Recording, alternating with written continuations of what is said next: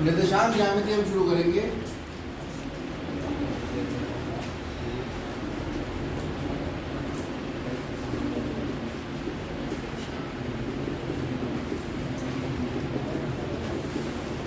निर्देशांक ज्यामिति में आप जानते हो दो अक्ष हम बनाते हैं, एक ये कहलाती है क्षैतिज अक्ष,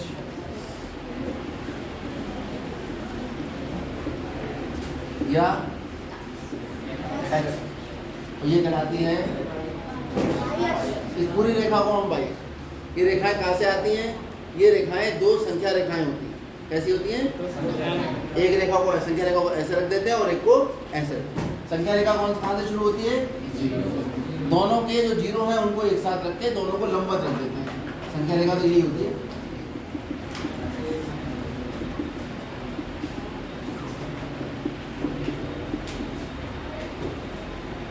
समझ गए?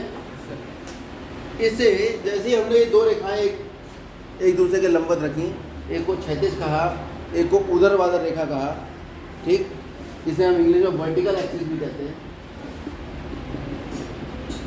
अक्ष को इंग्लिश में एक्सिस कहते हैं, क्षैतिज को इंग्लिश में कहते हैं हॉरिजॉन्टल एक्सिस।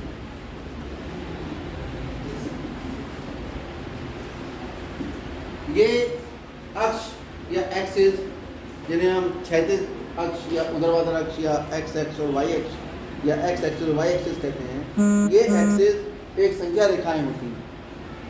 इन संख्या रेखाओं का जो जीरो होता है उस जीरो के ऊपर लाके दूसरी संख्या रेखा लंबवत रख दी जाती है।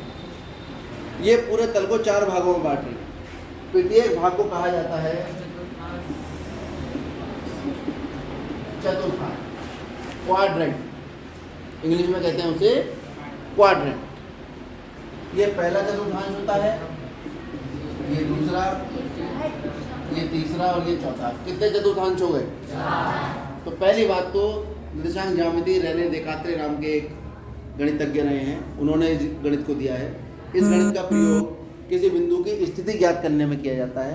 अब किसी बिंदु की स्थिति ज्ञात करने के लिए हम उसे गणित का काम कर रहे हैं तो बिना अंकों के नहीं होगा, एक अंक देते हैं किसी भी बिंदु की स्थिति को, बिंदु को नहीं। अभी तक तो इतना हमने किया है कि 5 का मतलब 5, 6 का मतलब 6, लेकिन जब बिंदु की स्थिति की बात आएगी, ठीक है, तो उस बिंदु की स्थिति में उस बिंदु की स्थिति को कोई अंक दिया जाएगा, उनकी तुलना नहीं हो सकती। भाई एक बिंदु यहाँ है, एक बिंदु यहाँ है, कौन सा बिंदु छोटा कौन सा बिंदु बड़ा, क्या तुलना कर लोगे? बिंदु में कैसे तुलना? वो तो एक स्थिति है। उस स्थिति को बताने के लिए निर्देशांक ज्यामिति बनी है।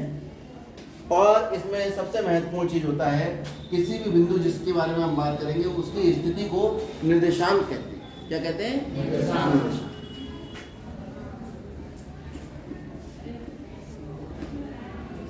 बिंदु की स्थिति किसके रूप में ज्ञात की जाती है? निर्देशांक के रूप में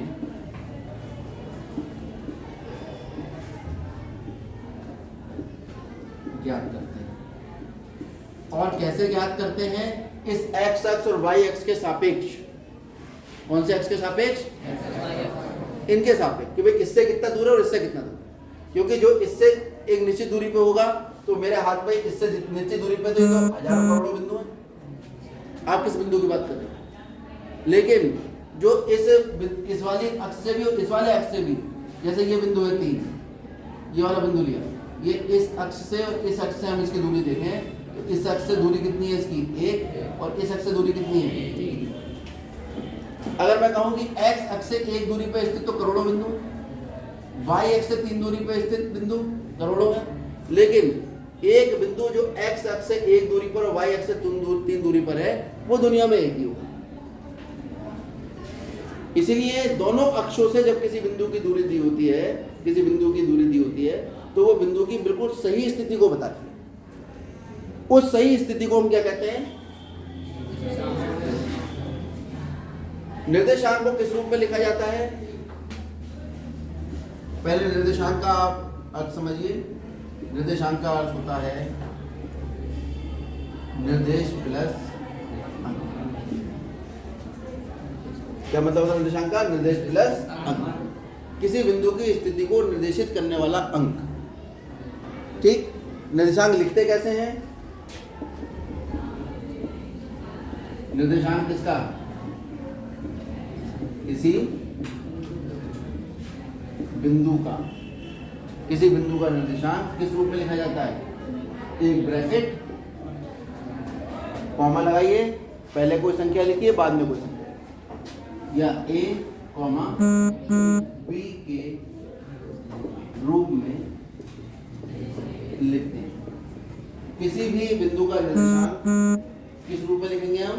a, b के, ब्रैकेट लगाएंगे छोटा, पहले a लिखेंगे और बाद में b लिखेंगे। ये a क्या है? a को हम कहते हैं x, यानी निर्देशांक दो अंकों से मिलकर बना होता है। पहले वाले अंक को x निर्देशांक कहते हैं और बाद वाले अंक को y। इसका एक नाम और होता है या which, भैया इसे कहते हैं। कोई दिक्कत? यहाँ तक समझ में आ गया? एब्सिसा और ऑर्डिनेट, इंग्लिश में कहते हैं एब्सिसा और ऑर्डिनेट। इसे कहते हैं ऑर्डिनेट और इसे कहते हैं एब्सिसा।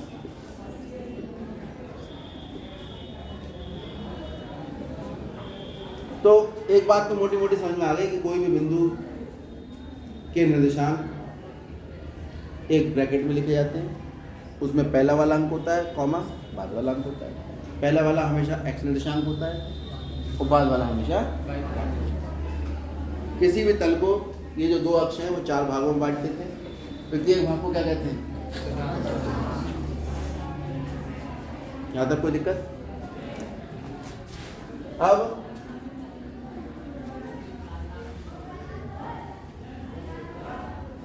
बिंदु का निर्देशांक ज्ञात कैसे हो? जैसे ये बिंदु था, इसका निर्देशांक क्या होगा? इसके लिए हमें इस बिंदु से एक x अक्ष पर लंब डालना पड़ेगा और एक y। जो x अक्ष पर हमने लंब डाला है वो जहां भी आके गिरेगा वो मूल बिंदु दूरी देखो कितनी, 3, तो x निर्देशांक 3। और y अक्ष पर लंब डाला है वो कहाँ जाके गिरा? 1 पर, तो y निर्देशांक कितना होगा? 1। इस तरह से हम किसी बिंदु का निर्देशांक ज्ञात करते हैं। सवाल ये उठता है x निर्देशांक और y निर्देशांक की परिभाषा क्या है?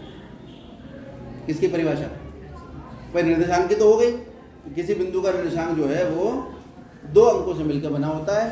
पहले वाले को हम कहते हैं x निर्देशांक और बाद वाले को हम कहते हैं। अब हम आपसे पूछते हैं कि x निर्देशांक क्या होता है और y निर्देशांक क्या है, और ये निर्देशांक हम ज्ञात क्यों कर रहे हैं?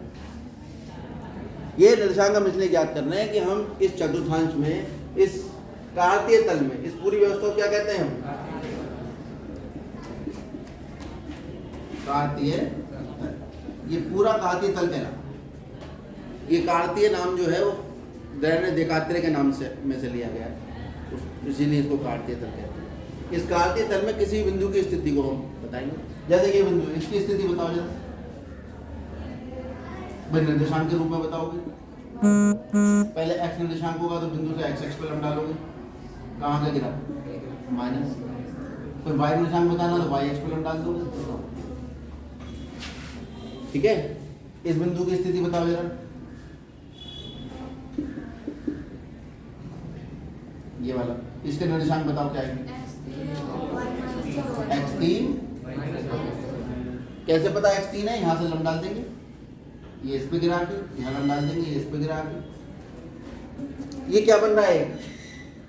आयत। ये भी 90, ये भी एक दूसरे में 90 होती है, ये भी 90, तो ये चौथा तो बेचारा मजबूरी में 90 हो ही जाएगा, क्योंकि चारों कोणों का योग 360 होता है। आप देख रहे हैं ये 3 है, तो ये दूरी कितनी है? किसी बिंदु की किसी रेखा से दूरी निकालनी है तो उस बिंदु से उस रेखा पे एक लंब डाल दिया जाता है, और ये जो दूरी है ये क्या कहलाती है? बिंदु की किसी रेखा से दूरी। कोई समस्या? तो हम देख रहे हैं कि इस बिंदु की y अक्ष से दूरी कितनी है, जो इसका कौन सा निर्देशांक है? हम देख रहे हैं ये क्या है? 3। बिंदु P की कौन से अक्ष से दूरी? y अक्ष से दूरी। लेकिन ये है क्या?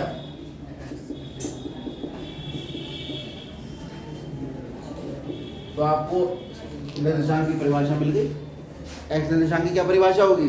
किसी बिंदु से वाई अक्ष की दूरी एक्स निर्देशांक है एक्स निर्देशांक, लेकिन दूरी कहां से होती है वो? और आप देख रहे हो ये जो वन है, ये वन जो है ये आयत बना, तो ये एक था तो ये कितना होगा? एक। ये कौन से एक्स से दूरी है? एक्स अक्ष। किसकी दूरी है? किसकी दूरी है? ये बिंदु की। बिंदु का नाम क्या है? पी। बिंदु पी की एक्स अक्ष से दूरी कितनी है? एक। और ये कौन सा निर्देशांक है उसका? तो ये जो एक है वो एक्चुअली है क्या? बिंदु पी की एक्स अक्ष से। और ये जो बिंदु पी की एक्स अक्ष से दूरी है वो है क्या?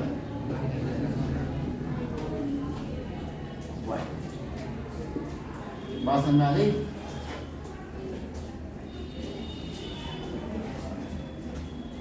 तो आप ये जितनी बात मैंने बताई हैं, और देखो अभी थोड़ी सी बातें और रह गई। इस बिंदु का निर्देशांक बताओ।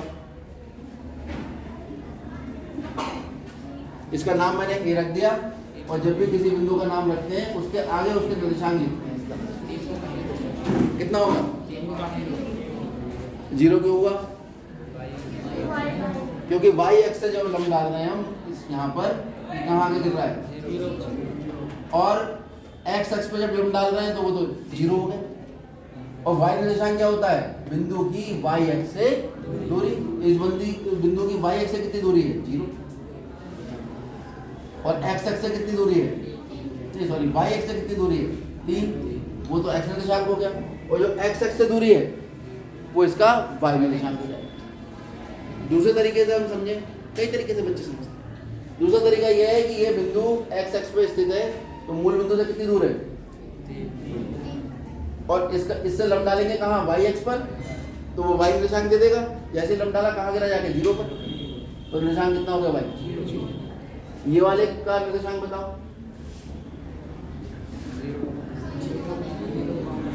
भाई। x निर्देशांक निकालना है, यहाँ से लंब डालो, कहाँ गिरा? आगे 0। x निर्देशांक 0, y निर्देशांक। इस बिंदु का निर्देशांक बताओ। इसे क्या कहते हैं हम? इसे कहते हैं मूल बिंदु। तो मूल बिंदु का निर्देशांक बताओ क्या होंगे?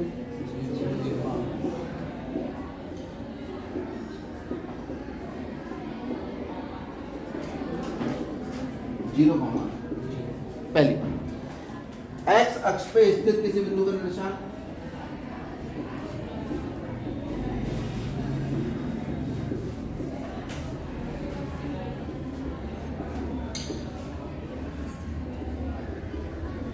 एक्स अक्ष पे जो बिंदु स्थित है उसमें क्या खास बात होगी? उसका y निर्देशांक हमेशा कैसा होगा? एक्स अक्ष यानी ये वाली एक्स पे जितने भी बिंदु हैं इन सबका y निर्देशांक कैसा होगा? याद रखोगे इस बात को। एक्स अक्ष पर स्थित किसी भी बिंदु का y निर्देशांक कैसा होता है?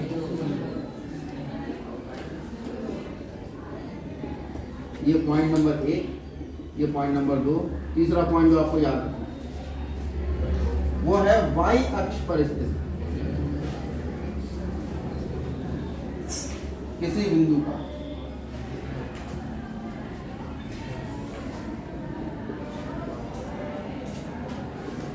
कौन सा निर्देशांक 0 होता है?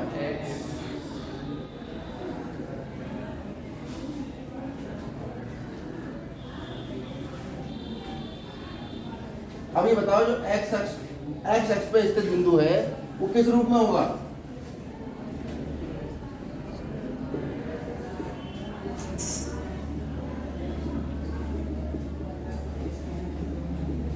जब भी एक्स अक्ष पे बिंदु लोगे वो लोगे एक्स कॉमा या ए कॉमा जी, क्योंकि एक्स निर्देशांक कुछ भी हो y कैसा होगा? और y अक्ष पे स्थित बिंदु क्या हो कैसा होगा?